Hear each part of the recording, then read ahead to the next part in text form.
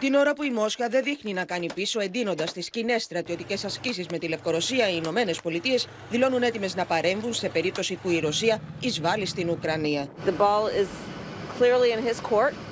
I can't tell you what he's going to do, but we are prepared to take decisive action if he moves in an aggressive manner into Ukraine.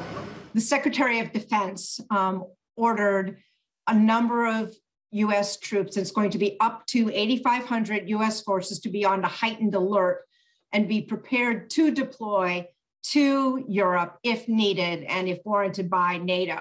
Basically to offer Russia a choice, two paths that it can follow. One is the path of diplomacy and dialogue.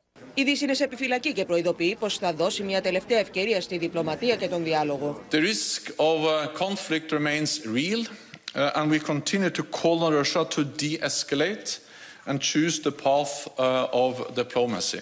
Μέσα σε αυτό το κλίμα, ο Τζο Μπάιντεν είχε τηλεδιάσκεψη με την πρόεδρο της Ευρωπαϊκής Επιτροπής Ursula von der Leyen, τον πρόεδρο του Ευρωπαϊκού Συμβουλίου Charles Michel, τον Γάλλο πρόεδρο Εμμανουέλ Μακρόν, τον Γερμανό καγκελάριο Όλαφ Σόλτς και τον πρωθυπουργό της Βρετανίας Μπόρις Τζόνσον. We agreed that we would respond in unison to any Russian attack on Ukraine, and we agreed on the necessity of finalizing these measures as swiftly as possible. Επόμενος κύκλος ενομιλίων τώρα, αύριο Τετάρτη στο Παρίσι. Σε αυτόν θα συμμετέχουν η Ρωσία, Ουκρανία, Γαλλία και Γερμανία.